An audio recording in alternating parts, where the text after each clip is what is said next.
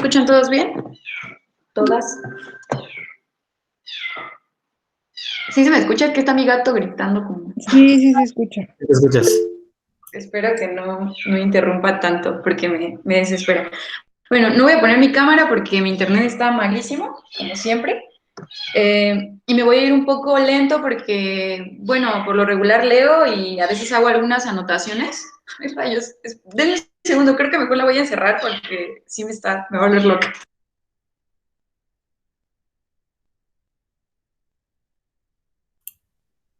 Bueno, ¿qué tal? ¿Leyeron la clase 18?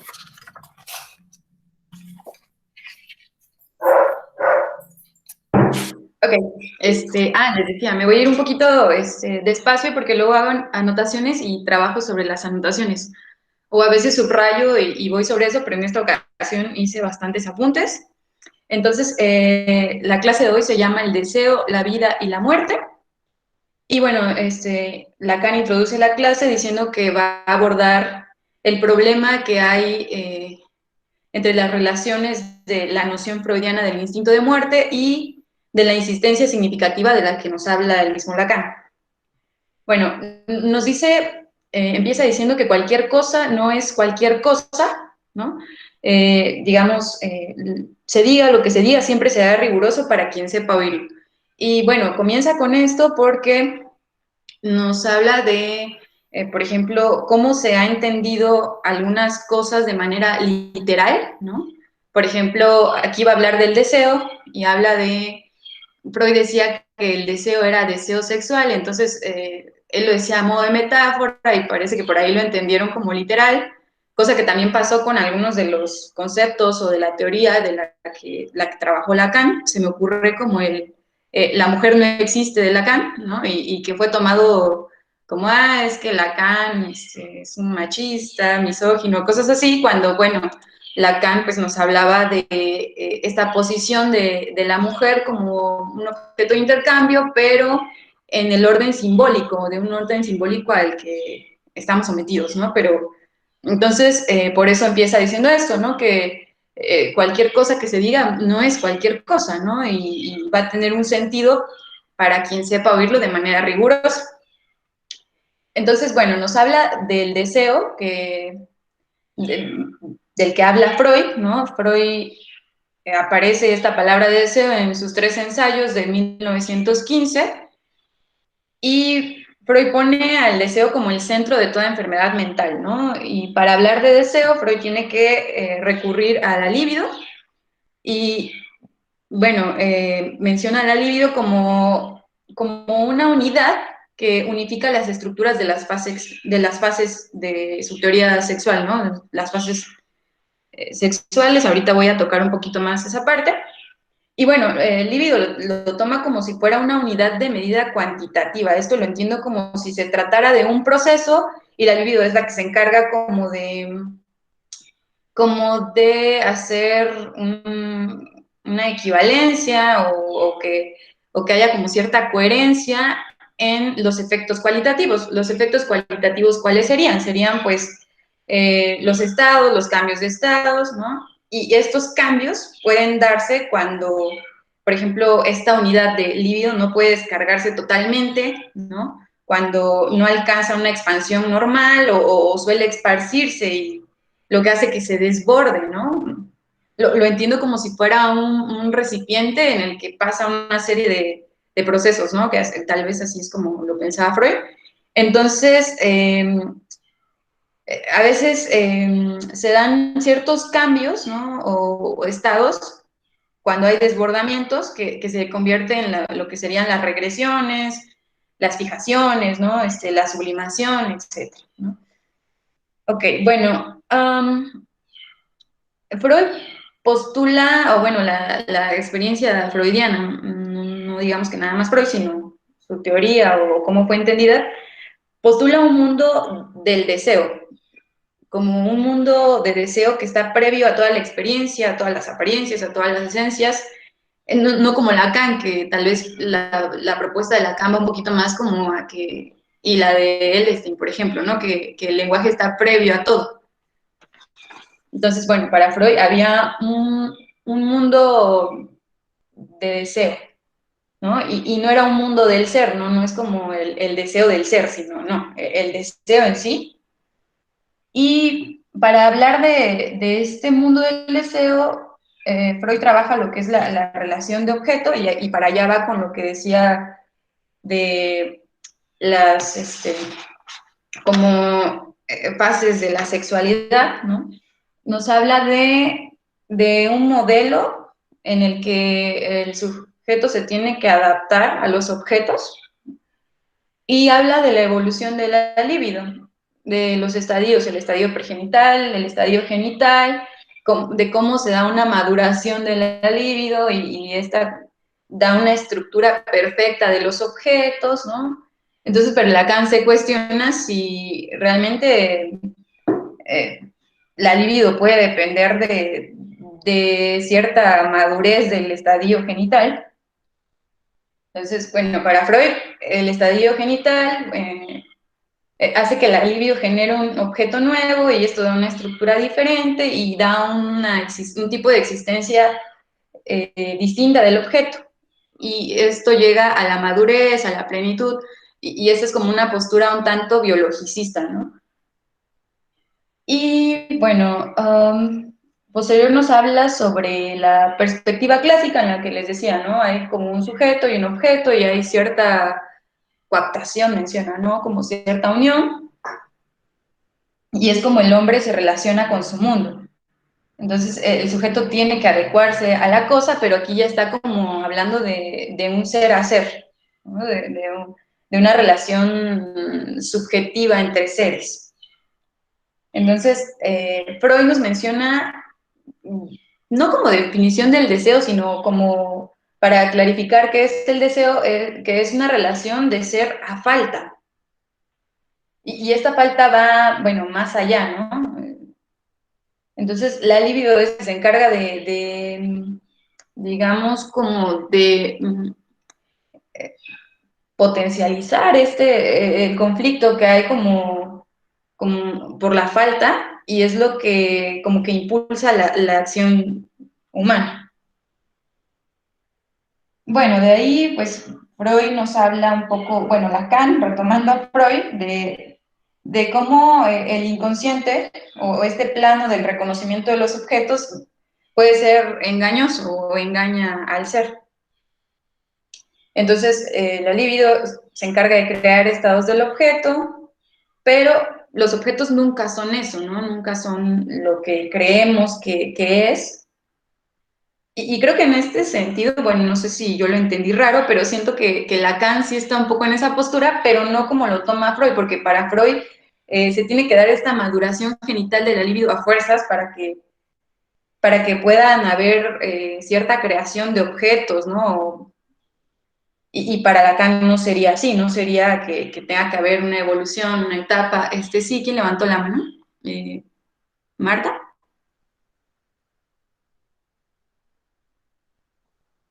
¿No? Bueno, continúo. Mm, sí, sí, sí, de los estados del objeto. Y bueno, pero para Lacan esto cae como en contradicción. Yo entiendo que los estados de objeto es como ciertas ideas para relacionarse con los objetos, pero bueno, que para Freud tendría que ver más con una maduración evolutiva biológica o algo así, lo entiendo yo. Y para Lacan tendría que ver más con la palabra, la parte del objeto, ¿no? Ahorita voy a mencionar un poquito, creo, cómo se va llegando a eso.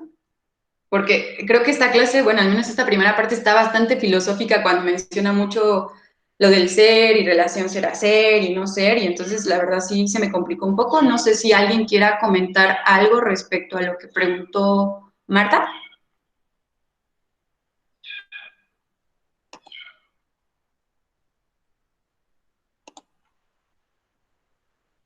¿No? ¿Continúo?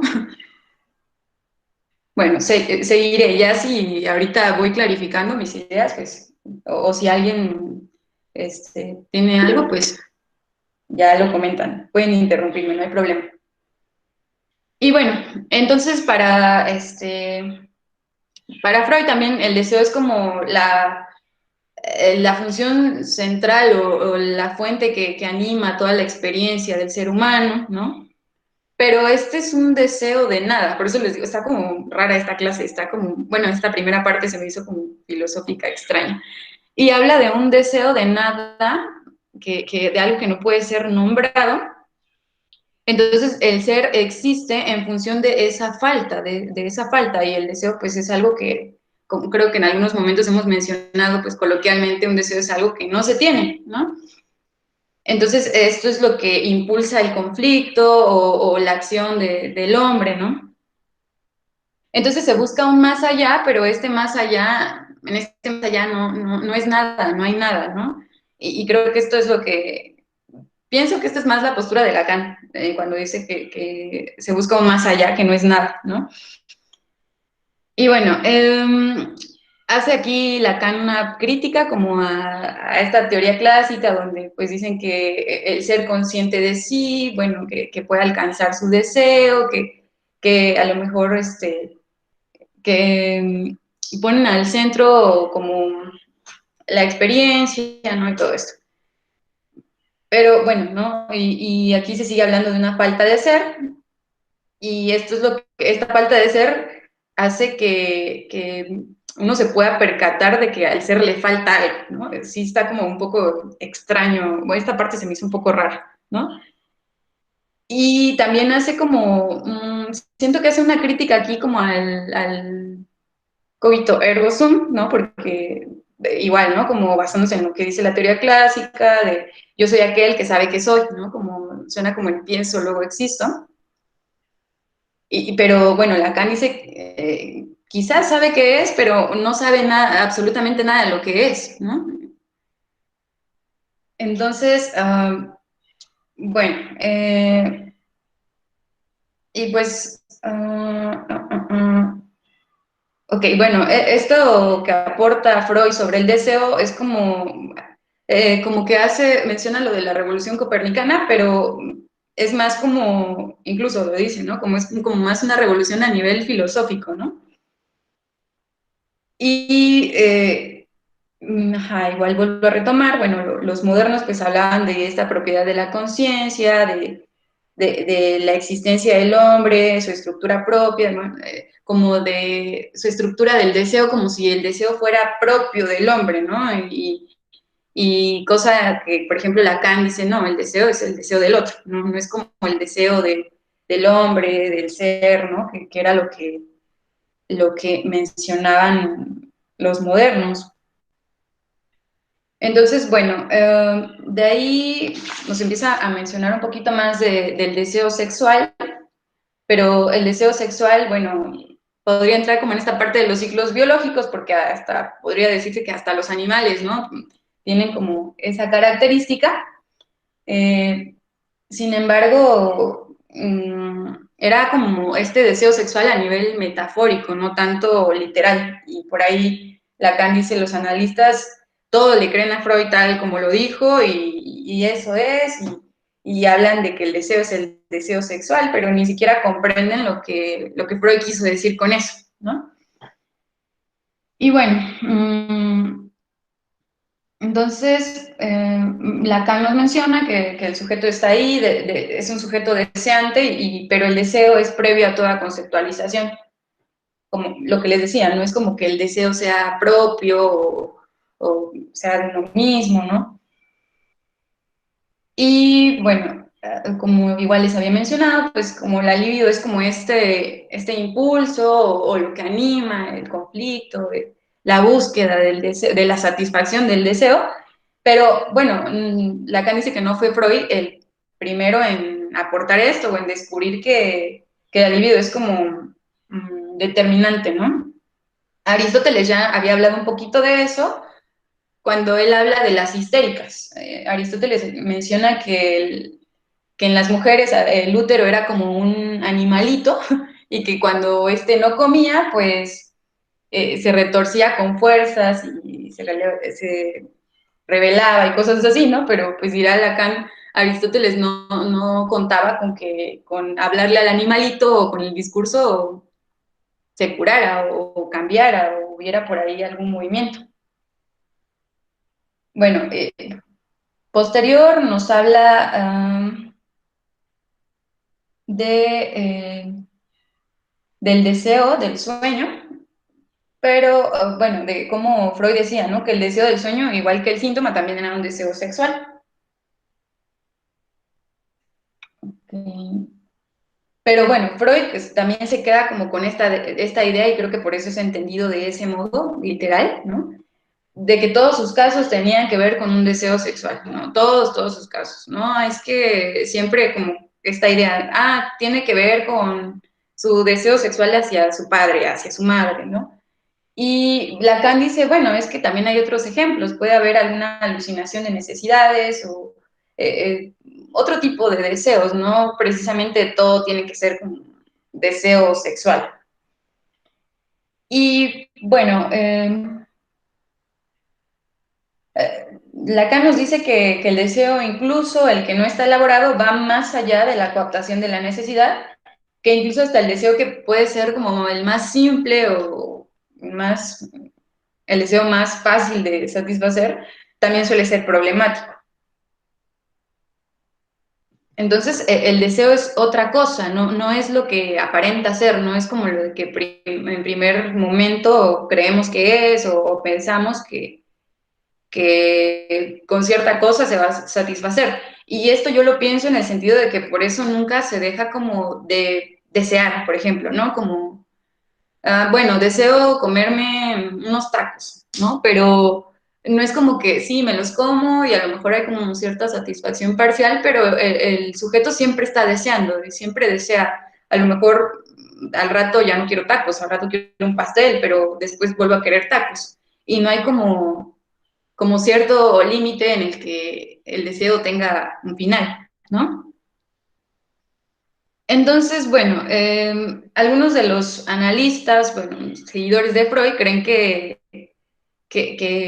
bastaba nada más con quitar los obstáculos para que el deseo, que para que hubiera satisfacción, ¿no? O incluso, bueno, ahí está la cosa con la que te puedes satisfacer y ya, cumple tu deseo y ya está, ¿no? Como si con eso ya fuera suficiente, ¿no?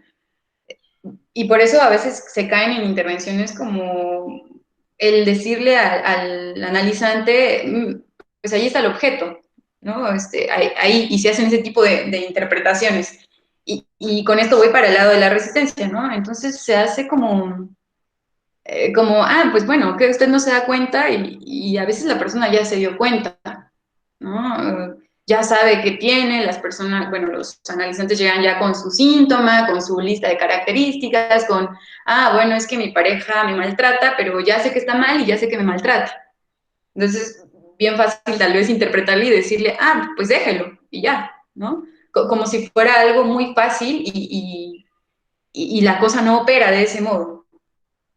Y esto va para el lado de la resistencia o se relaciona con la resistencia, porque, bueno, se dice que el sujeto es el que resiste y se piensa que hay que empujar, que impulsar al sujeto.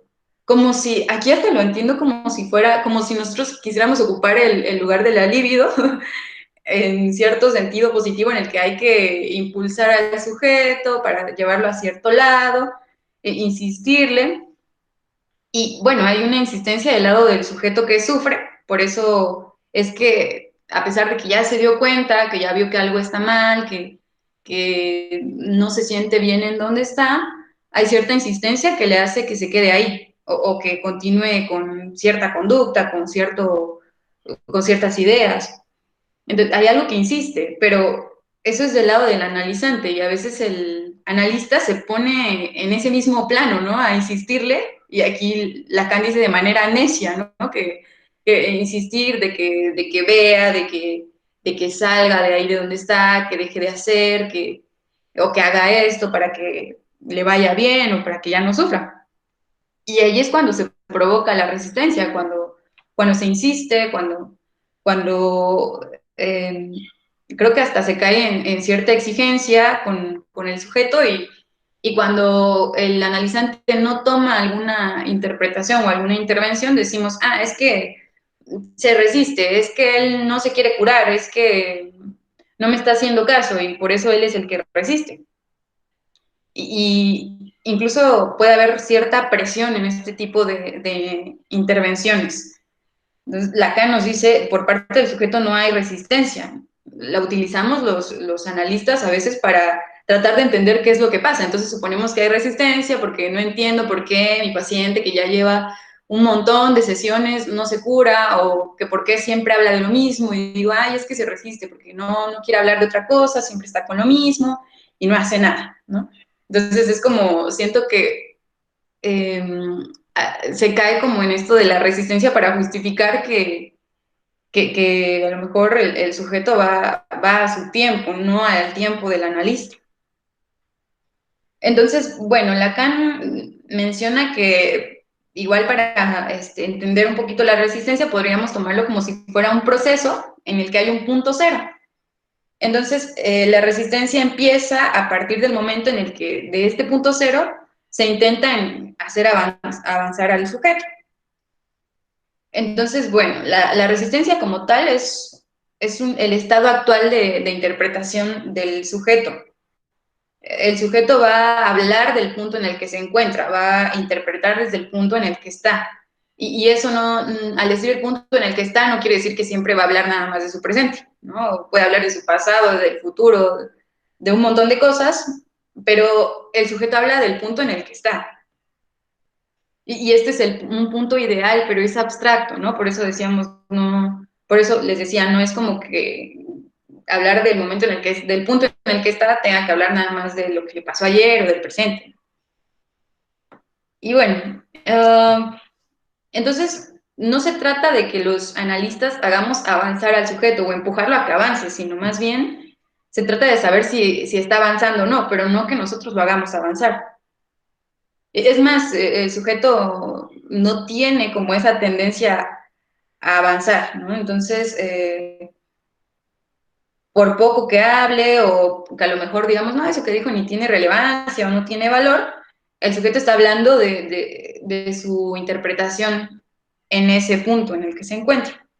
Y esta interpretación que hace el sujeto le va a dar una secuencia o es parte de una secuencia de todo lo que dice, del conjunto de las interpretaciones que vienen, ¿no? A lo mejor, aunque parezca que está hablando de lo mismo o que se queda en el mismo tema, a lo mejor en cierto momento ya agrega algún otro significante, algún otro elemento, alguna otra palabra, o, bueno, y me acordé de esto, o después de hablarlo tanto lo pienso de este modo. Entonces, pues Lacan nos dice que no debemos estar con la idea de estar peleados con la resistencia, como si la resistencia fuera del lado del sujeto y hay que eliminar la resistencia. Entonces, el que se resiste en sí, pues es el analista cuando no comprende, ¿no? Cuando cree que hacer una interpretación, una intervención es mostrarle al sujeto que el objeto, ¿no? De su deseo, decirle, mira, es que es esto, está ahí, ¿no? Tienes que hacer esto, aquello. Entonces, voy a leer aquí una cita que me gustó bastante, que habla de esto, dice, de lo que se trata es de enseñarle al sujeto a nombrar, a articular, a permitir la existencia de ese deseo que literalmente está más acá de la existencia. Y por eso insiste, si el deseo no osa decir su nombre, es porque el sujeto todavía no ha hecho surgir ese nombre. Entonces, en algún momento el sujeto, bueno, se espera, ¿no? Que llegue a reconocer y a nombrar ese deseo. Entonces, el sujeto va a su tiempo, no es como que tengamos que decirle, bueno, en esta sesión me vas a hablar de tu papá, o me vas a hablar de tu familia, o me vas a hablar del mismo tema que mencionaste la sesión pasada y solo se puede eso. Entonces, a mí esto me recuerda a algunas intervenciones que me hizo en algún momento un psicólogo cognitivo-conductual, me parece que era. Traía alguna situación yo de momento y quería hablar de eso y me dijo, no, es que no vamos a hablar de eso, nada más vamos a hablar a enfocarnos en lo que estábamos hablando de tu familia, por ejemplo, ¿no? Porque estas terapias trabajan con objetivos. Entonces, la cosa es trabajar el objetivo, quitar ese síntoma que se relaciona con ese tema y ya, ¿no?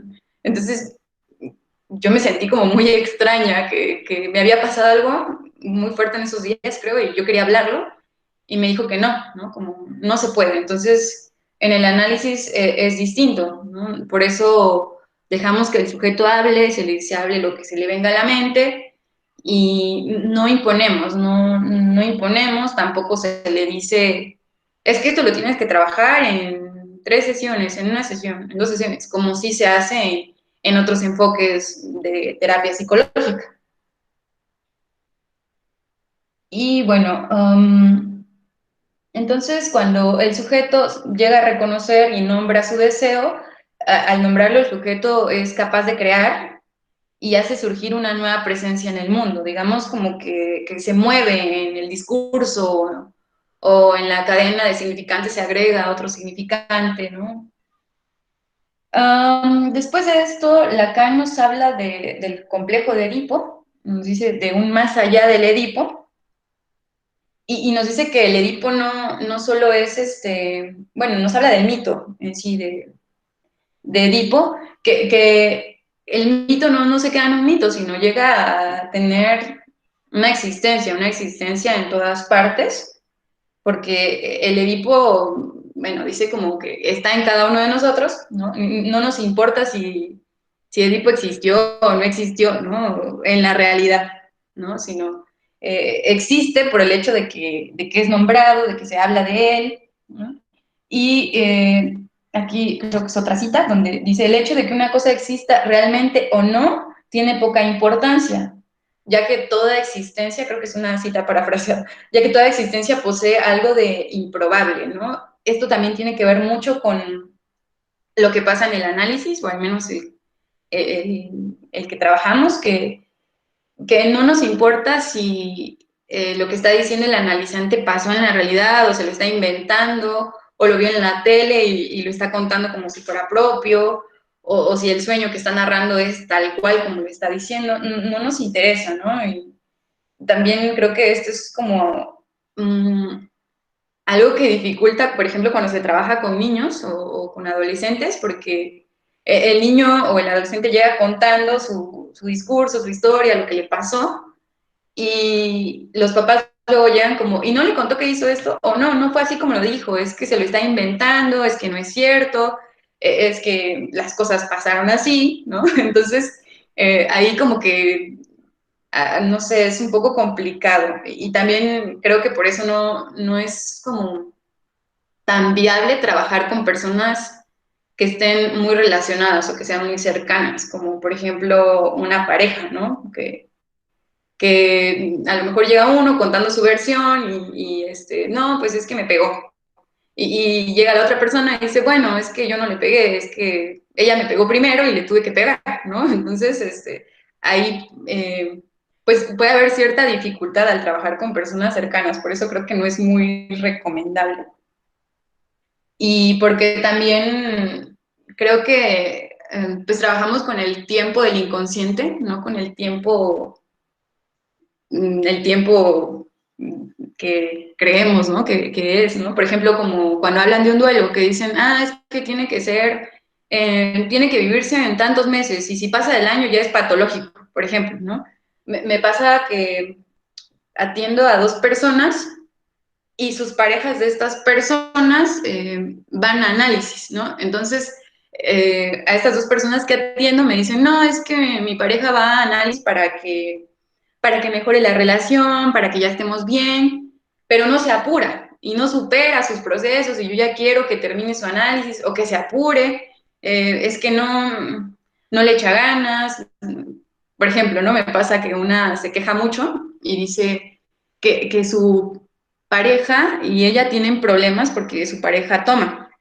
Entonces le dice que va al análisis y después del análisis su pareja se va a tomar, ¿no? Entonces incluso toma más que antes de que entrara y ella se queja, ¿no? Como es que él no le echa ganas, es que él no supera ciertas cosas y ahí está como tratando de hablar de cierto tiempo. Y por ejemplo, si, no sé, si yo trabajara con su pareja, no sé, sería complicado trabajar con los dos porque cada quien tiene sus tiempos y tampoco podría ponerme a explicarle a esta persona como, es que, pues mire, tiene un proceso y no es igual para todos, ¿no? Entonces, es complicado esta parte, ¿no? Y esta parte igual de la realidad, de a lo mejor que algo que nos cuentan y yo, por ejemplo, tengo ciertos prejuicios personales y estamos ahí, ay, ¿lo habrá hecho o no lo habrá hecho? Por ejemplo, alguien, se me ocurre alguien que a lo mejor fantasea con violar a alguien, ¿no? Y que lo narre y que lo diga como si lo hubiera hecho, pero a lo mejor no lo hizo.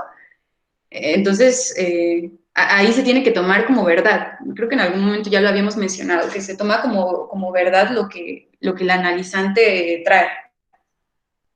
Y bueno, regresando a lo de Edipo, eh, aquí, bueno, les voy a hablar un poquito del mito porque creo que hemos trabajado tanto el complejo de Edipo, el cliché que nos enseñan en la escuela, ¿no? Como de, sí, deseo sexual hacia el padre del sexo opuesto, ¿no? Hacia la madre, hacia el padre. Entonces, bueno, les voy a leer un poquito algo que encontré. Y también de lo que les decía, ¿no? De que si algo no es necesario que exista en la realidad, porque esto puede existir en el pleno sentido del término o de la palabra, aunque no exista. Ok, denme un segundo en lo que encuentro lo que les quiero compartir. Ok, bueno, les voy a hablar un poquito del mito de Edipo.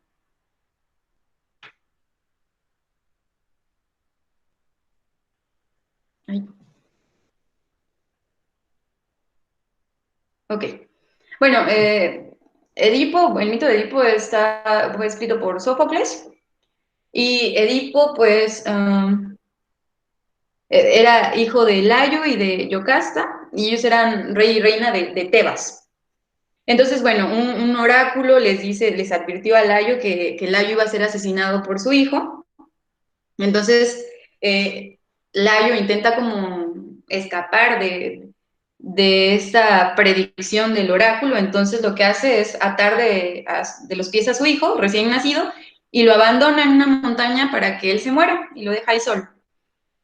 Pero Edipo, para su suerte o mala suerte, fue recogido por un pastor y fue entregado al rey de Corinto, y este fue el que le puso el nombre de Edipo, que significa pie hinchado, por lo que estaba atado de pies, y lo adopta, ¿no? Como si fuera su hijo, y pues el niño no sabía que era adoptado, entonces cuando el oráculo llega a ese momento en el que tiene que cumplir, ¿no? Lo que había dicho, este pues Edipo abandona Corinto y durante su viaje encuentra a Layo, a su papá, pero él no sabía, y creyendo que este era un ladrón, ¿no? Y que sus acompañantes de Layo eran una banda de ladrones, entonces los mata, bueno, mata a su papá. Entonces Edipo, camino a Tebas, es acosado por un monstruo, bueno, la esfinge o algo así le llamaban, y que esta esfinge se encargaba de matar a los viajeros si no sabían responder con un enigma, pero pues Edipo lo resolvió. Entonces Edipo llega, ¿no? Y, digamos que el pueblo de Tebas pues cree que Edipo lo liberó de la esfinge, entonces digamos que lo hacen rey y le dan a Yocasta como esposa. Entonces, dice que durante muchos años pues vivieron felices y todo, ¿no? Entonces, Edipo descubre que Yocasta es su madre y que Layo era su papá. Entonces, al enterarse de esto, pues se quita los ojos y abandona el trono, ¿no? Entonces, dice que sí vivió varios años, pero desterrado. Y me parece que su mamá se suicida también, ¿no? Al enterarse de todo esto. Entonces, es como un mito bastante trágico. Y Lacan lo retoma. Entonces, nos dice que todas las cosas ya estaban dichas, ya estaban como escritas, ¿no? Porque Edipo realiza su destino a pesar de que se intentó como obstaculizar, ¿no? Yo entiendo las cosas ya están dichas como la cadena significante que ya está previa, ¿no? No sé, al nacimiento de un humano. Entonces, bueno, nos dice que la palabra ya está completamente realizada cuando es esta parte en la que Edipo cumple su destino, o aunque destino suena como muy raro, me suena como muy mágico, no sé, ¿no? Pero, ajá, entonces la palabra ya está realizada cuando Edipo se entera que mató a su padre y se quita los ojos y todo esto. Entonces, ok. Bueno, y que en cierto momento hubo como una denegación de la palabra cuando quieren como cambiar este destino, movilizarlo, ¿no?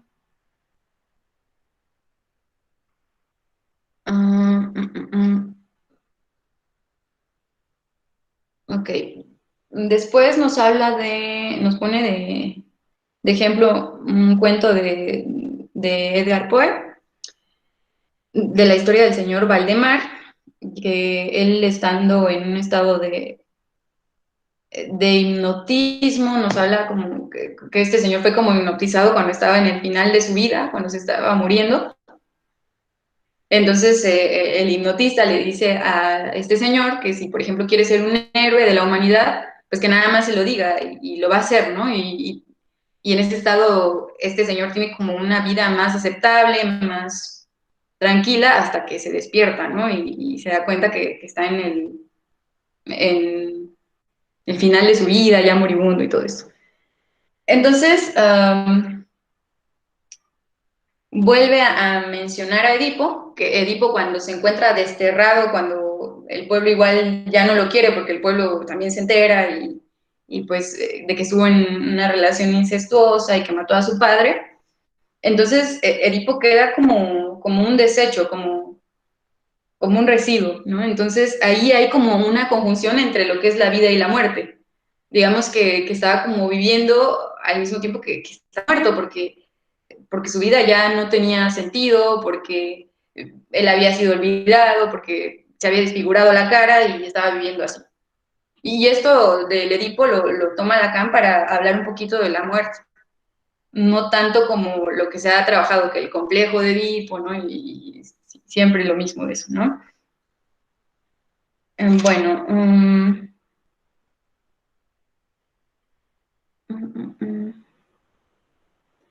Y esto de la muerte, bueno, la vida siempre se encuentra unida a la muerte y esto lo menciona Lacan como si fuera la dialéctica freudiana, ¿no?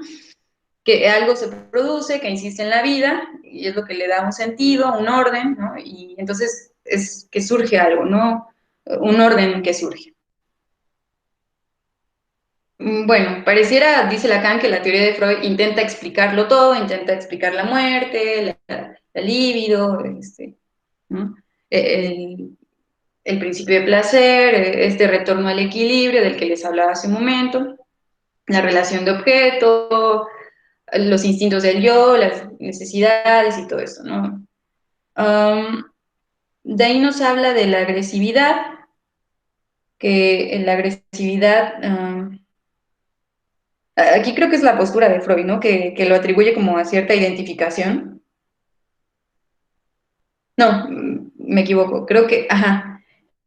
Ajá, Freud lo toma como si fuera como cierta actividad criminal, la agresividad, ¿no? Entonces, como de un deseo y Freud se sigue metiendo en esas cosas bien raras, ¿no? Entonces, Lacan menciona que, bueno, la agresividad tendría que ver más con una identificación imaginaria y aunque no se explica únicamente en este plano, ¿no? Porque para que haya agresividad no es como los animales, ¿no? Que los animales tienen cierto instinto de caza y cierta agresión, pero en, en los sujetos es diferente, ¿no? Sí tiene que ver con una identificación imaginaria, pero no se explica solo en este plano, porque también hay una cadena significante, lo simbólico que influye. Y bueno, para Lacan me parece que la curación tendría más que ver con la realización del sujeto por una palabra que viene de otro lado. Y tal vez para Freud, hacer como la diferencia, para Freud tal vez la cura vendría más cuando hay la satisfacción del deseo, aunque esto me parece algo utópico, como les decía. Y como, igual, ¿no? Retomando lo que dice Lacan, el sujeto es deseante, ¿no? Es todo el tiempo, no es como que, ya me comí mis tacos y ya se acabó el deseo, ¿no? Entonces, de ahí,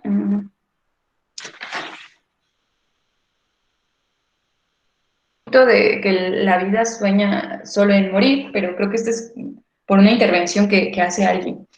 Creo que es Balabrega, ¿no? No sé si me equivoco. Y bueno, ya pasando al último, a la última parte. Ah, mm, mm. Empieza diciendo como, bueno, lo del verbo to be, ¿no? To be o not to be. Lo entiendo que lo habla en el sentido de ser o no ser, no estoy segura. Y bueno, dice que esto se relaciona con la dimensión del lenguaje y que con la parte del surgimiento, que el sueño y el chiste también se encuentran a ese nivel. Y bueno, menciona una frase, ¿no? Que es una frase que menciona Edipo, que dice, más valdría no haber nacido, cuando ya le pasa toda esta tragedia. Y Lacan retoma esta frase para decir que es como un juego de palabras, en el que se habla como de una unidad impensable, ¿no? Porque no se puede decir nada sin que antes haya pasado a la existencia. Entonces, lo entiendo como más valdría no haber nacido que tuvo que haber nacido para poder decir esto, ¿no? Y que incluso menciona, ¿no? Que es ridículo decirlo porque si, bueno, si ya nació, entonces dice más valdría no haber nacido, ¿no? Como entra en esta parte de la probabilidad, pero pues ya tuvo que haber una existencia para poder haber dicho eso. Entonces, de ahí, bueno, esto se relaciona con la palabra que ya está ahí, como les decía hace un rato, lo que tiene que ver con la cadena significante que ya está, cuando dice, bueno, ya estaba dicho, ¿no? Y se realizó así porque ya estaba la palabra ahí, y si esta palabra no estuviera, pues no existiría nada. De ahí nos menciona de un cuento de un sujeto que va a un lugar y pide un pastel y lo devuelve y después pide un vaso de licor, ¿no? Y se lo toma y le dicen a la hora de pagar, pues que pague y él dice, pues no, yo ya pagué, ¿no? Y le dicen, ¿cómo? Y dice, sí, pagué con el pastel. Y le dicen, pero el pastel no lo pagó, y dice, pero tampoco lo comí, ¿no? Entonces, y se lo devolví, entonces con eso pagué de licor. Entonces, eso tendría que ver con un intercambio, ¿no? Como un círculo de intercambio que se encuentra todo el tiempo operando, que ya está establecido. Y Lacan dice, ¿no? Siempre estamos pagando el licor con un pastel que no hemos pagado, ¿no? También ahí nos menciona, creo que habla de lo ingenioso, me parece, para meter estos cuentos, porque también mete otros cuentos, es el tipo que paga con el pastel, y lo ingenioso tendría que ver con algo vacilante, menciona, ¿no?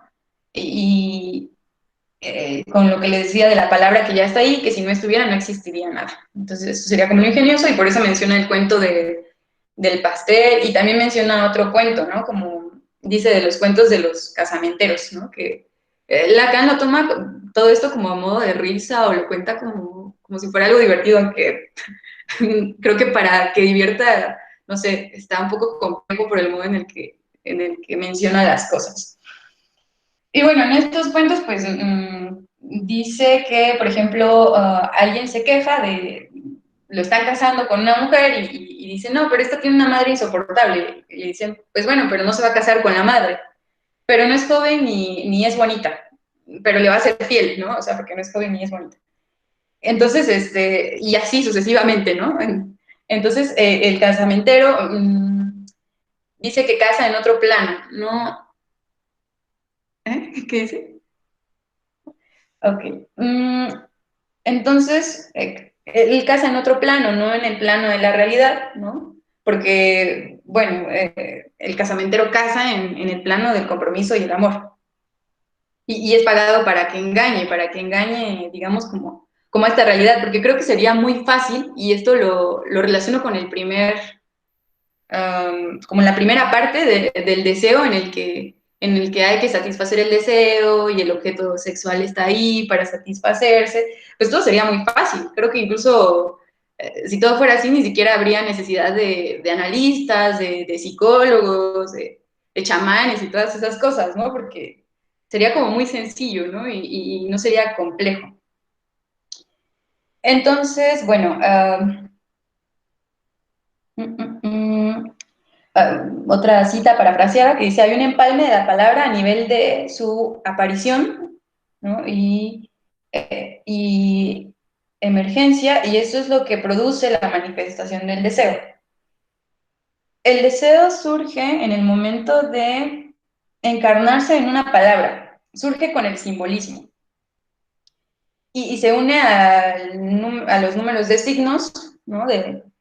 Naturales que están cautivados dentro del simbolismo. Y bueno, ya estoy por terminar. Sí, menciona que en el simbolismo, sí hay algo de simbolismo en la captura, por ejemplo, instintiva animal, ¿no? Pero no es esto, ¿no? No es esto lo que constituye el simbolismo del sujeto, o de los sujetos, ¿no? Sino más bien las marcas simbolizantes, dice, bueno, aquí utiliza la palabra merken o algo así, que lo busqué y es marcas, simbolizantes que hacen existir lo que no existe, ¿no? Entonces, pone ya para cerrar como un ejemplo, una analogía, ¿no? Como de un dado que es marcado en las 6 caras y se hace rodar. Y de este dado que se hace rodar es que surge el deseo, pero no un deseo humano, no un deseo propio, como les decía hace rato, no es como que el deseo sea de Caro, de Dani, de Manuel, de Majo, ¿no? Sino, no hay un deseo propio del hombre, por eso Lacan dice el deseo es el deseo del otro. Entonces, el hombre juega con este dado mmm, y es cautivado del deseo puesto así en juego. Entonces, pero el hombre no conoce el origen de su deseo, ¿no? No rueda con el símbolo escrito sobre las 6 caras, dice, pero no sabe, a lo mejor ni siquiera sabe qué dicen estas caras, ni de dónde vienen, ni quién las puso, ¿no? Entonces, espero haberme dado a entender o haberme explicado, traté de retomar algunas citas, a lo mejor de manera implícita, porque hice muchos apuntes, pero bueno, eso sería todo por mi parte el día de hoy.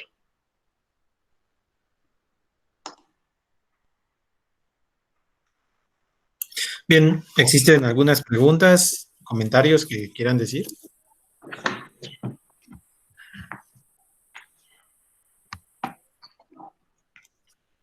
¿O algo que no entendieron, que quieren o que están en contra? Que sea, muchachas. Gracias. No, todo bien. Marta, ¿volviste a levantar la mano o nada más me avisó esta cosa de lo loco? Sí, sí, volví a levantar la mano. Sí, tengo una duda. Igual, ahorita con lo que mencionaba esta Dulce, respecto a los estados del deseo, del objeto, perdón, los estados del objeto. Todavía tengo esa duda. No sé si entendí bien a lo largo de lo que estaba comentando. La verdad es que también, igual, en lo que estaba ella hablando, me puse a investigar un poquito a ver cómo si existía este concepto o así. y pues no encontré como ninguna biografía que lo mencionara. Sin embargo, tratando de hilar lo que estaba mencionando mi compañera, llegué a pensar que si este estado de objeto al que se refiere es como esta transición que hace el deseo, el objeto que siempre estamos como en búsqueda, que es lo que mencionaba como muy frecuentemente la compañera Dulce, que el objeto siempre cambia en cuanto al deseo.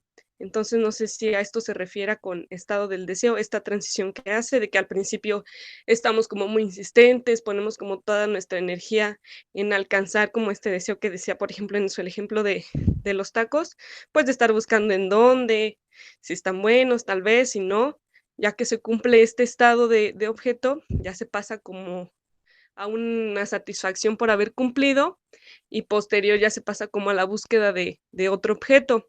Igual no sé si se haya entendido así, si sea de esta manera o si sí exista este concepto, sino pues igual para revisar un poquito de biografía y empaparme un poquito más.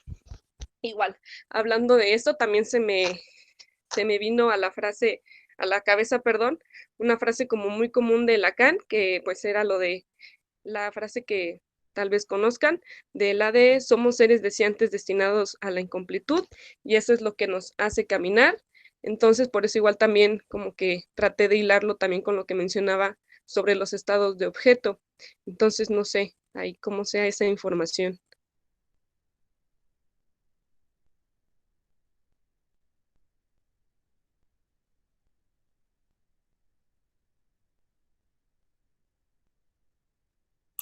Dulce. Sí, lo entendía más o menos como lo que está diciendo Marta, pero la diferencia que yo hacía es como que para Freud, como esta búsqueda, como, ¿no? Como esta identificación del deseo, el nombrarlo, identificar qué es lo que deseo, cómo lo voy a buscar, tendría que ver más con una fase evolutiva del estadio genital, ¿no?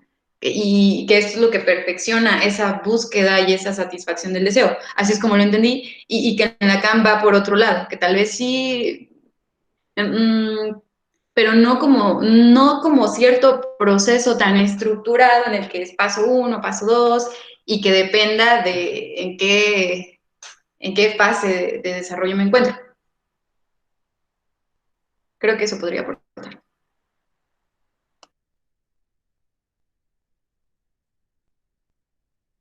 No sé si esa respuesta te ayuda, Marta, o va por otro lado lo que estás diciendo, no, no sé. Sí, sí me ayuda un poquito en cuanto a cómo argumentar esta parte.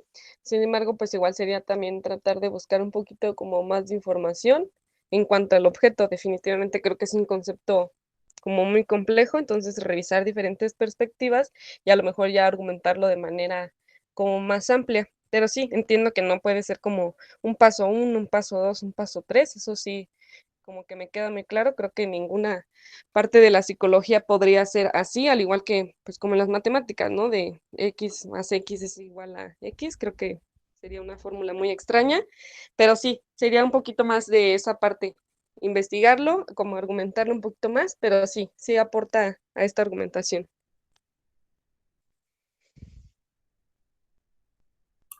Bueno, ¿alguna otra cosa? Caro.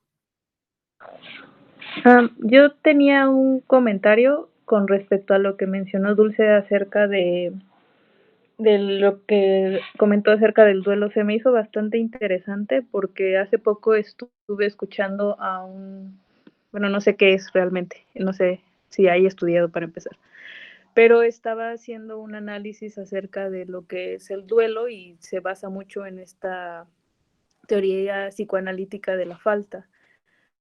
Eh, y tiene frases como bien interesantes porque decía que el duelo es una hemorragia del deseo, que tenemos este deseo ante esta falta que tenemos, que siempre va a estar, y que cuando esta persona que se pierde, que es el objeto de deseo, se queda el deseo, pero ya no hay objeto. por lo tanto el deseo se desborda, pero no hay una dirección como tal. Entonces el duelo se vive como un deseo de lo que pudo ser y no sé, pues se me hizo también muy interesante cómo lo planteó Dulce, porque justamente también he escuchado eso de que si el duelo dura más de tanto tiempo ya es patológico, ¿no? Y yo no estoy de acuerdo porque realmente perder a una persona no, pues va a depender también mucho de lo que significaba para la persona que lo perdió. Y pues esta noción de que te dicen, no, es que si ya pasa de 6 meses a un año ya es patológico y ya, o sea, ya tú estás obsesionado, se me hace pues muy absurdo y creo que también es una idea que debemos de irnos quitando a la hora de hacer una praxis clínica, ¿no? Y por el momento sería todo.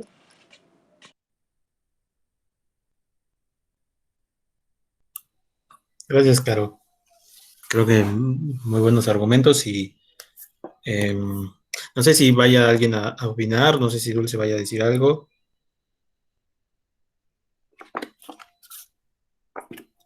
No, ya no, ya dije todo lo que tenía que decir por hoy, creo. Muy bien. Bueno, pues bueno, creo que dicho lo del texto está bastante trabajado. No hay mucho que argumentar respecto a lo que dijo o no dijo Lacan aquí. Y más bien tendríamos un poquito meternos en el trabajo del Edipo, muy interesante sobre el Edipo y el Edipo como un designio. Aún Lacan todavía no desarrolla qué refiere el Edipo para su propio psicoanálisis.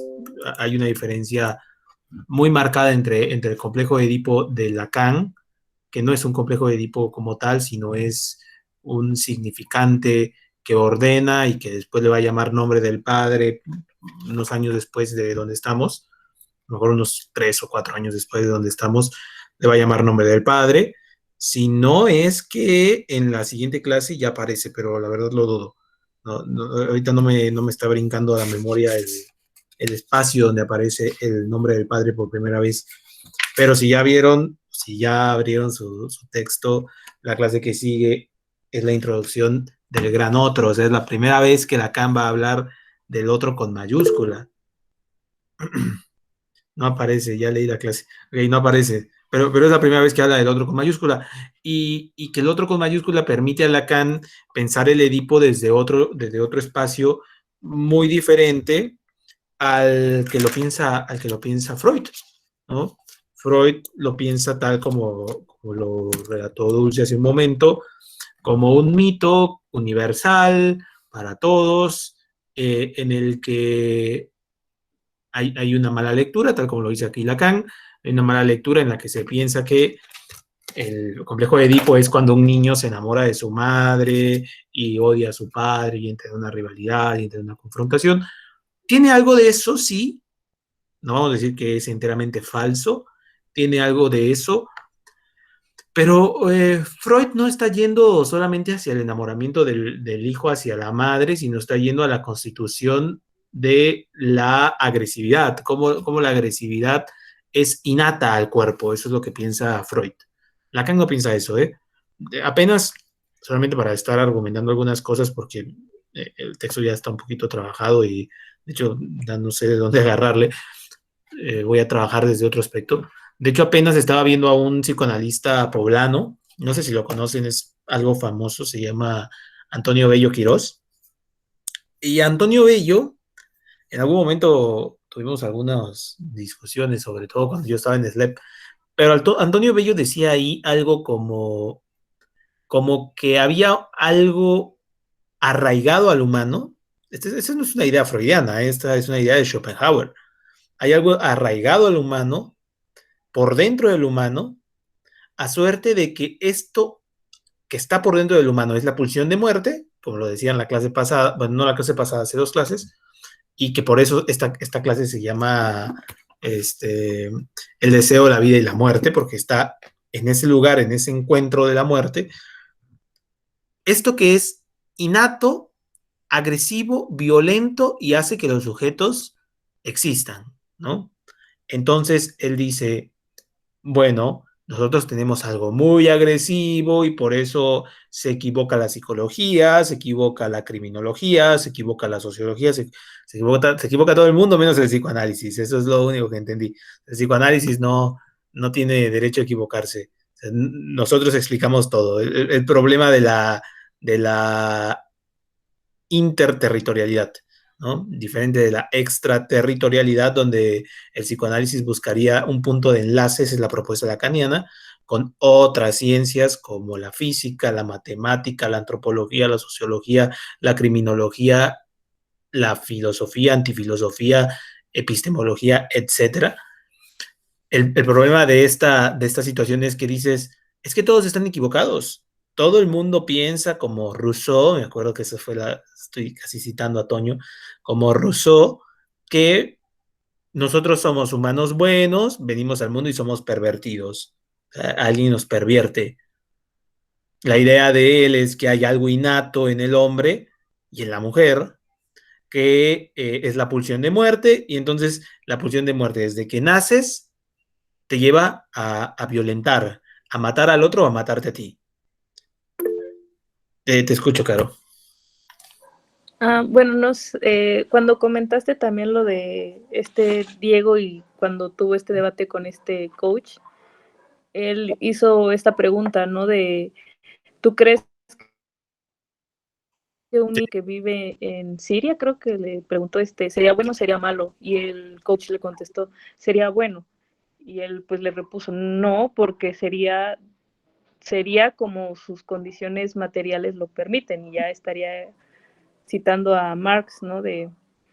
No es tanto que haya como tal una naturaleza humana de que el ser humano es bueno o es malo, porque estas formas de entender son conceptos sociales.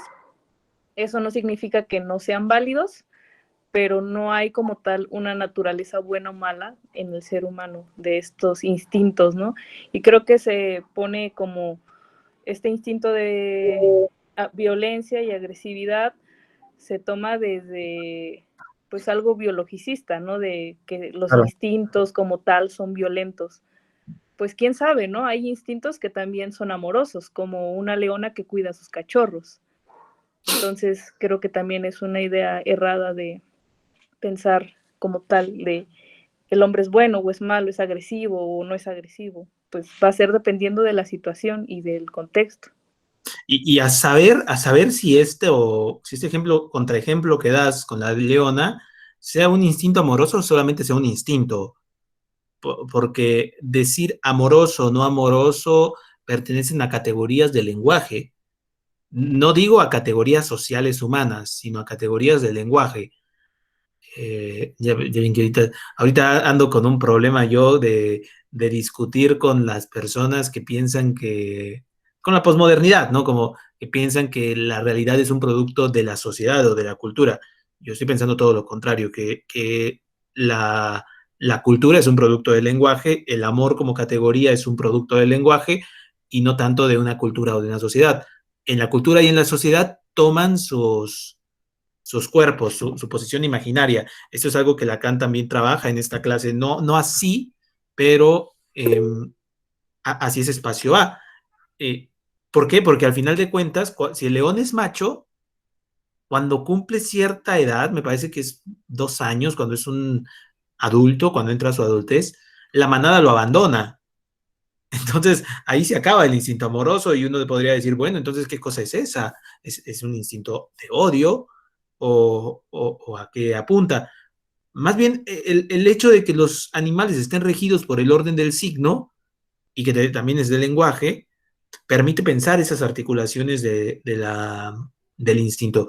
Y coincido totalmente contigo, Caro, cuando dices, citando a este hombre, que no me acuerdo su nombre, Diego X, eh, que lo que haga el sujeto, por eso estoy en contra de Toño Bello, lo que haga el sujeto no depende de una situación innata, es lo que nos está diciendo en este lugar. O sea, hay una insistencia del significante.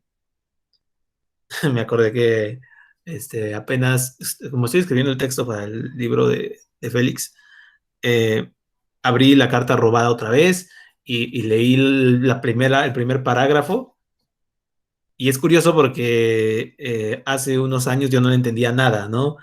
Se los voy a leer incluso para que vean y a ver si ya le cachan después de haber trabajado tanto tiempo. Yo no le entendía nada la primera vez que lo leí. Dice, nuestra investigación nos ha llevado al punto de reconocer que el automatismo de repetición Winder-Hunlenzwang toma su principio en lo que hemos llamado la insistencia de la cadena significante. Esta noción, a su vez, la hemos puesto de manifiesto como correlativa de la existencia, donde debemos situar al sujeto del inconsciente si hemos de tomar en serio el descubrimiento de Freud. Y si hemos de tomar en serio el descubrimiento de Freud es brutal, porque no está diciendo, ustedes no tomaron en serio a Freud. Está diciendo, incluso Freud no se tomó en serio a sí mismo. O sea, no tomó en serio su propio descubrimiento. Perdón, Caro, ibas a hablar algo antes y se me fue.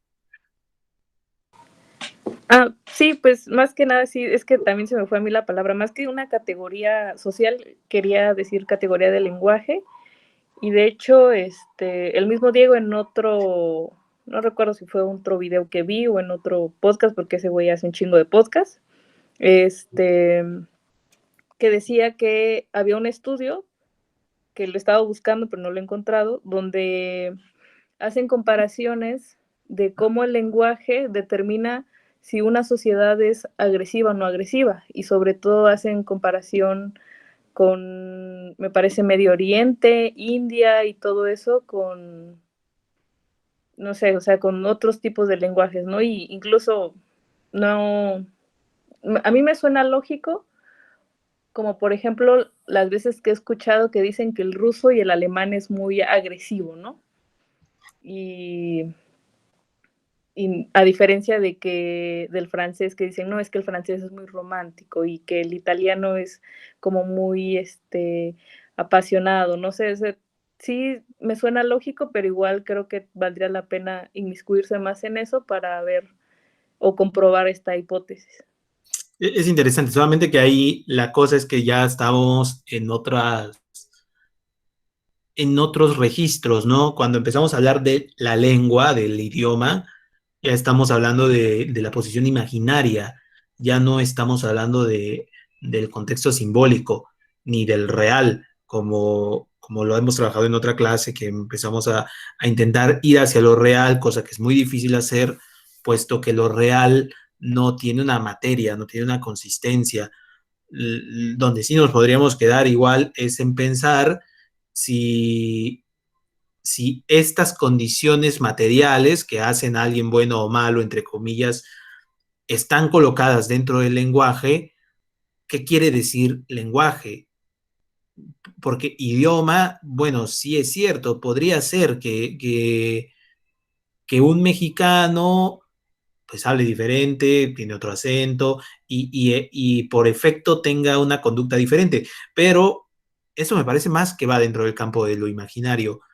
Es interesante, pues, porque no porque sea parte del registro imaginario podemos decir que no vale para nada. Al contrario, el registro imaginario es uno de los 3 registros y me parece que es el registro más demeritado, aunque Lacan siempre dice, es que los 3 registros tienen el mismo valor. Todo el mundo le da mucha importancia, y digo todo el mundo, me incluyo también, se le da mucha importancia al registro simbólico y al registro de lo real, pero cosas como estas que mencionas son duras, son importantes, porque puede ser, ¿no? Es algo que incluso lo estudian ciertos lingüistas y gente que se dedica a la semántica, a la semiótica, intentar ver si efectivamente hay un cambio de conductas o cambio de forma de ser, entre comillas, porque el ser está delimitado por el lenguaje. Hace poquito me decía mi hermano, ¿no? Él está estudiando coreano y ve un montón de series coreanas, ¿no? Nos dormimos como a las 5 de la mañana, entonces él empieza a ver las series como a las 3 de la mañana. y ahí están hablando en coreano los monitos. Y me dice, es que actúan diferente, ¿no? Su forma de actuar es muy distinta a la forma de actuar de los americanos, de los gringos, pues, porque todo el mundo ve series gringas, ¿no? Todos los superhéroes gringos, las series gringas, a lo mucho nos llegan series francesas y mexicanas y turcas, creo que es lo más exótico que había podido ver, japonés también, pero el japonés como medio extraño. Y me dice él, es que los coreanos hablan o se comportan como si estuvieran en un circulito. Y los asiáticos y los occidentales son como muy cuadrados. Es una metáfora, ¿no? Es una metáfora, pero que justamente encuentra algo que estás diciendo ahorita que me parece que está dentro del registro imaginario y que hay que ponerle mucha atención, ¿no? ¿Dónde se localiza el lugar del lenguaje en la lengua, en algo que toda la psicología, como bien mencionaba Dulce en su exposición, toda la psicología se ha quedado con ello, como lo es la conducta. Y es allí donde sí podríamos llegar a un lugar un poco reduccionista en cuanto al deseo, porque si nos quedamos exclusivamente con el registro imaginario, hacemos lo mismo que muchas psicoterapias. Pero si nos quedamos del lado de lo simbólico y de lo real, también podríamos perdernos. Creo que esa es la importancia que le da Lacan a los tres registros, real, simbólico, imaginario, en el que los tres tienen el mismo valor. O sea, si el paciente viene y me dice, es que yo quería verme muy feo para mi padre porque me cae muy gordo y fue su cumpleaños y me quise poner el peor de los harapos, igual y esa construcción imaginaria es muy importante para el análisis y que esa construcción esté sostenida tanto por lo real como por lo simbólico. Pero si nos quedamos exclusivamente con lo simbólico, puede suceder alguna situación. Hace poquito lo hablaba con una colega y me decía, bueno, es que hay interpretaciones muy distintas, cada psicoanalista interpreta de manera muy diferente, ¿no? Algún psicoanalista te puede decir qué hacer y está dentro de un trabajo de lo imaginario. O sea, no te está diciendo como un consejo de qué hacer, sino que tú ya lo dijiste, pero no lo escuchaste, entonces te lo regresa. Pero te lo regresa como una imagen, ¿no? Por ejemplo, es que yo quisiera ir a jugar voleibol, pero me lesioné hace 8 años, nunca pude regresar. A veces paso por las canchas de mi casa y veo a la chamaquería jugando al voleibol, pero yo no puedo, no tengo tiempo, tengo un hijo que cuidar, etcétera. Y el analista que le responda para cerrar la sesión, hágalo, está jugando con dos cosas allí. Una con el lugar de lo imaginario, con el lugar de la imagen, o que pueda ser mucho más puntual, ¿no? Es más, que no diga hágalo, que después de que ya hizo todo su desastre, el sujeto y armó y desarmó y jaló y habló y dijo, que el analista le pueda decir, oye, ¿y si este fin de semana te vas a jugar voleibol? Y parece como un consejo que te podría dar un amigo, pero en el dispositivo analítico, claro, el analista tiene que saber en qué momento decir esto, porque si no puede pasar como un amigo y puede pasar como una interpretación que no vale para nada. El analista tiene que ser muy elocuente para lograr localizar ese lugar, apuntarlo y que apunte hacia el deseo, porque ahí se juega el deseo, y que diga, si te vas este fin de semana a jugar voleibol, o otra cosa, ¿por qué no te vas a jugar voleibol con tu marido que ya te está cayendo tan gordo? Y el analizante diga, oye, sí es cierto, siempre he querido ir a jugar voleibol con este. Y de hecho, dejé de jugar voleibol por este. Sí, lo voy a decir el domingo que vayamos a jugar voleibol. Y seguramente no va a pasar, no sé, 7 meses después va a decir, ah, mira, fui a jugar voleibol con mi marido. Pero es la insistencia de una cadena significante. La imagen también está embonada a la cadena significante y es importante no dejarlo imaginario de lado. Digo, eh, a ver qué dices, que esto que mencionas tiene que ver con la siguiente clase del por qué se forman psicoanalistas. Sí, sí, vamos a la siguiente clase donde entra el otro, se va a poner muy bueno porque ya no es el otro minúsculo, Ya no es el otro en relación con un igual, con un idéntico, sino ya es el otro en relación con una abstracción, y por eso ahí viene la formación del analista. Ahora, regresemos un poquito, porque la descripción que se hace aquí del deseo que fue trabajada es que el deseo no se agota de desear, ¿no? O sea, el deseo continúa y continúa y continúa porque hay una falta en ser, como le llega a decir Lacan ya un poquito más adelantado en su teoría. ¿Qué quiere decir falta en ser?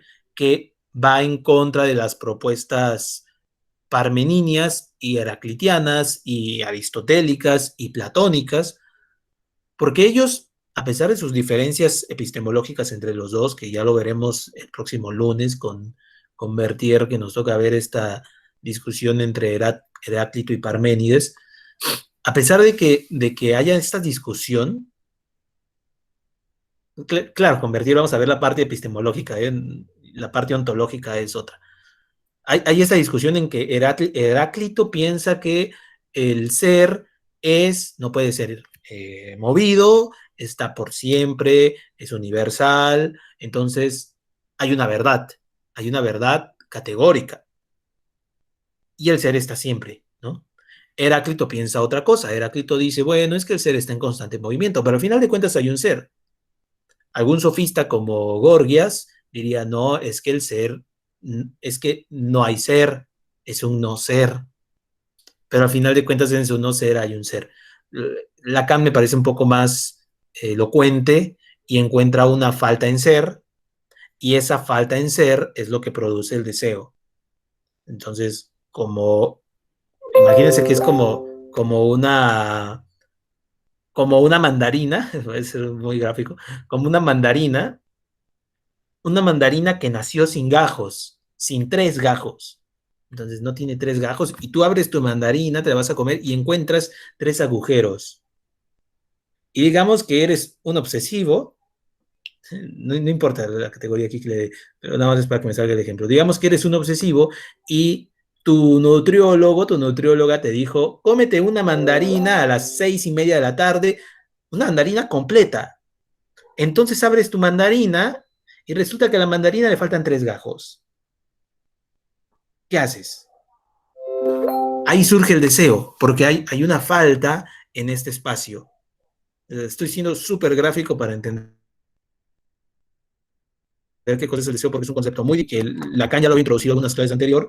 En esta clase es un poco más explicativo, le hago trabajo muy bien ahorita Dulce, pero para dejarlo muy en claro. Entonces está esta parte del deseo. ¿Qué hago yo? Porque soy obsesivo. Me dijo una mandarina. Aquí faltan 3 gajos para una mandarina. No puede ser una mandarina. Entonces, ¿qué hago? Agarro otra mandarina, la abro y la completo. Pero hay algo ahí, que esos 3 gajos que obtuve de esta otra mandarina no son la mandarina. Y hay un problema. Ahora dejé una mandarina incompleta. Entonces voy con otra mandarina, y luego voy con otra mandarina, y luego voy con otra, y estoy colocándole a cada una para intentar suplir esos agujeros que fueron quedando. Ahora, ¿qué estamos proponiendo? Que hay un axioma, hay algo que vamos a dar por hecho, porque si intentamos deducir cómo fue que la mandarina primera quedó sin 3 gajos, nos vamos a meter en un problemota. No lo vamos a resolver jamás en nuestras vidas. Entonces tenemos que declarar un axioma. El axioma es que hay una falta en ser. Hay una falta en ser, ¿por qué? No nos interesa, no nos importa, lo vamos a dar como un axioma, lo damos como verdad para que toda la teoría pueda surgir.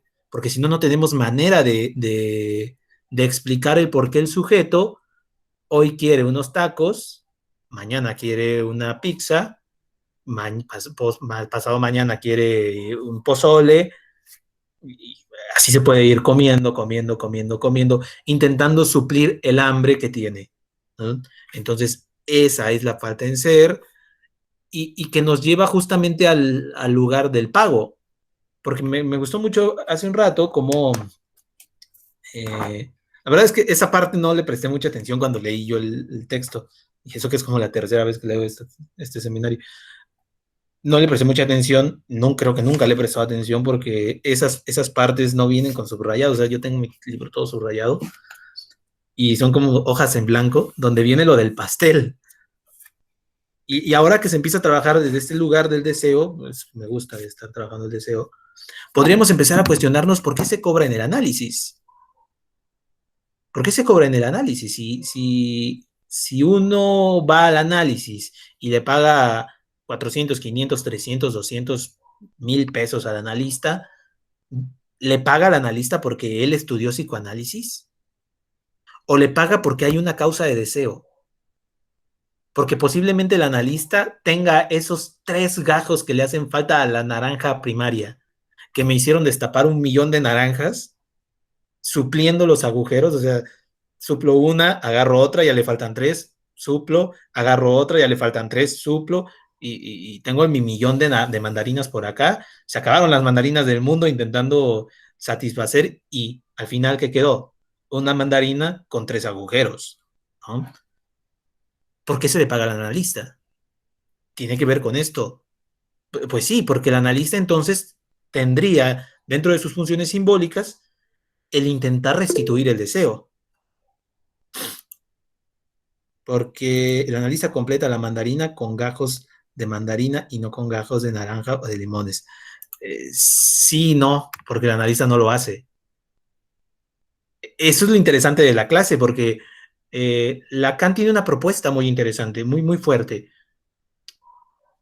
Se las dice aquí, fue una cita que hizo ahorita Source. Que hay que hacerle ver al analizante, ¿no? O sea, lo que hay que hacer con el analizante es hacerle ver. ¿Hacerle ver qué? Que siempre va a estar esos 3 agujeros ahí, no, no hay otra manera de existir que sin esos agujeros. Porque si tú los llenas, es la crítica que tiene muchos psicoanalistas, yo no tanto, pero sí muchos psicoanalistas que le tienen a la terapia cognitivo-conductual, que son como intentar meter en esos huecos algo que lo taponee y que lo llene así por siempre. Hay algunas cosas, porque yo veo que eso lo hace más el coaching, ¿no? O la posmodernidad. Tú puedes hacerlo, échale ganas, vamos a dejar de estar tristes. Tengo una amiga que mucho hace eso, ¿no? Siempre es como, arréglate tú, quiérete tú, ámate tú, y de esa manera dejarás de sentir un agujero. Y de hecho así lo declaran también los humanistas llegan a hacer eso. De hecho así lo declaran como, eh, no vivas del agujero. Lacan es todo lo contrario, y hasta este punto Lacan es súper pesimista. O sea, si ustedes empiezan a leer a Lacan, si se van a la primera clase de este seminario, ahora con el concepto de deseo, van a ver que todo el seminario es muy pesimista, que lo que les está diciendo es, bueno, lo que hace que tu vida sea tu vida es que hay un deseo, y lo que hace que el deseo sea deseo es que está siempre en falta. O sea, que lo que hace que yo pueda desear es que tengo una falta, porque si yo lo tuviera llenito, si yo estuviera autorrealizado, satisfecho conmigo mismo o con las cosas del mundo, yo no podría hacer nada. Porque imagínate, si yo estuviera taponeado y yo dijera, bueno, ¿qué sería de la ciencia si uno estuviera taponeado? Bueno, no pasa nada, yo estoy contento conmigo mismo, no me voy a poner a investigar. ¿Para qué? ¿Para qué? Si de todos modos, da igual, ¿no? Yo estoy autosatisfecho, yo soy yo, que se hagan bolas todos los demás, menos yo. ¿Se dan cuenta? El psicoanálisis podría explicar, con el deseo podría explicar ciertas estructuras científicas que se tienen. Si yo no quiero, pues no lo hago. Estoy realizado, ya me puedo echar a dormir y me muero. La satisfacción total del deseo estaría relacionada con la muerte física incluso.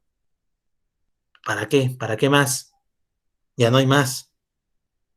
Pero si yo digo, bueno, estoy en falta, sí es cierto, hay un menos uno, lo que Lacan le lleva a llamar más tarde la raíz cuadrada de menos uno. Si hay una raíz cuadrada de menos uno, me llevará a un conjunto vacío, entonces ese conjunto vacío es el que produce que tenga que existir un uno próximamente. pero no se acerca, voy en retroceso todo el tiempo. Entonces, ¿cómo le hago? Pues sigo avanzando. Ah, pero eso hace que los análisis sean análisis, ¿no? Bueno, ya superé cierta cosa, ya realicé cierta cosa a partir de este conglomerado de palabras que voy lanzando al aire y las voy amarrando y las voy apretando, pero resulta que sigo sintiendo falta. Pues bueno, la falta es parte. Esto, aunque parezca tan pesimista, porque alguien en alguna ocasión me preguntó que el psicoanálisis era tan pesimista que no servía para un depresivo o para alguien con un duelo o para un border o para un bipolar. Y yo pienso todo lo contrario, que justamente porque está allí ese agujero, le da ese espacio de significación, porque es un espacio de significación impresionante con el paciente depresivo. Que sí, la depresión no se cura, mucho menos, no se cura en meses, ¿no? Tiene todo un proceso, el duelo no es que te dure un mes o 6 meses, como decías, Caro, hay duelos que duran muchísimo y no por eso uno se convierte en un enfermo. Claro, a veces es necesario ir hacia la medicación porque el paciente la está pasando muy mal, pero eso ya queda de cada analista. Si el analista ve que el paciente puede vivir todavía con ese duelo, con esa melancolía, bueno, ¿para qué medicarlo por ahora?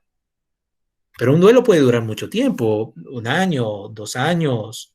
Digo, imagínate, viviste con la abuela, tus papás se fueron a los Estados Unidos, la abuela te cuidó desde que naciste, cumpliste 24, fue a tu graduación, estuvo todo el tiempo, siempre cuidas a la abuela y de repente se te muere de COVID-19. Así de la nada, sin avisar, la abuela parecía muy, muy, muy sana y fuerte, no tenía ni una sola enfermedad y se te murió. Obviamente el duelo no te va a durar 6 meses, el duelo va a durarte 1 año, 2 años, si no es que más. Y la sustancia gozante del duelo, que es el objeto perdido, pues va a quedarse ahí por el resto de la vida, ni más que hacerle. Ahora, la cosa es atravesar con esa falta lo que resta de existencia. Y eso justamente produce el deseo, porque quizá una de las operaciones importantes sería lo que dice aquí Lacan, hacerle ver al analizante. El analizante tiene que ver que puede seguir con esa falta.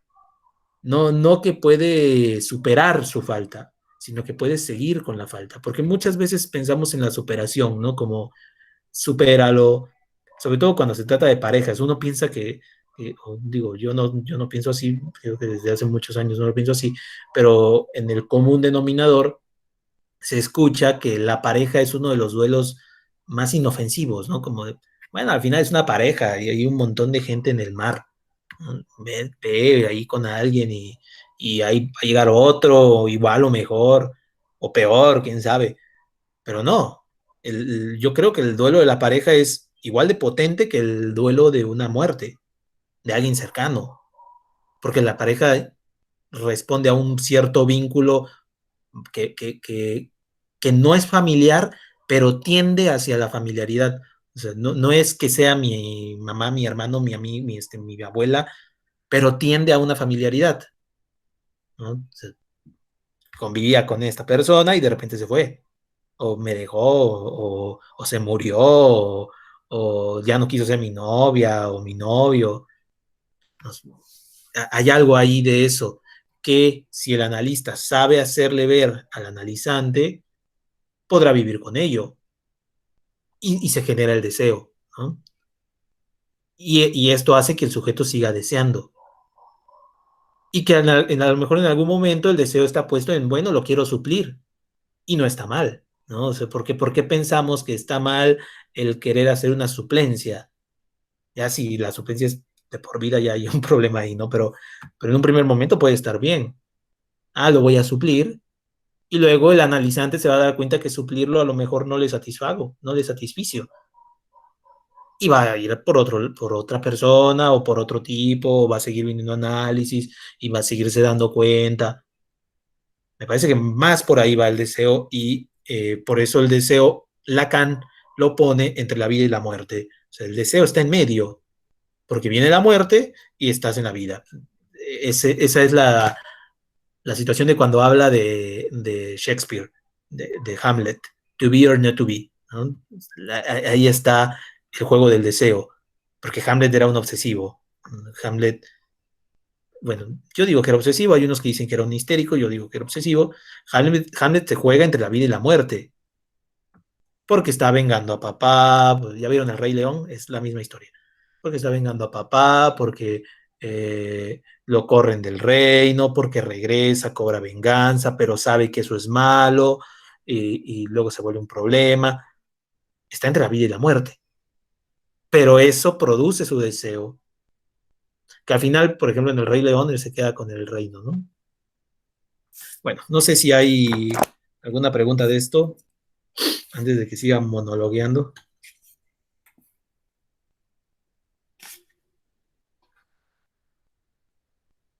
¿No? No, no, no, no, no, no, no, no, no. A ver. Mañana le toca a Dana y Miros, clase 19, introducción del gran otro. Mañana. Y le recuerdo que ya tengo algunos depósitos, pero le recuerdo para el día lunes, que es la segunda clase con el doctor Bertier. ¿Sale? Vale, hasta mañana. Hasta mañana.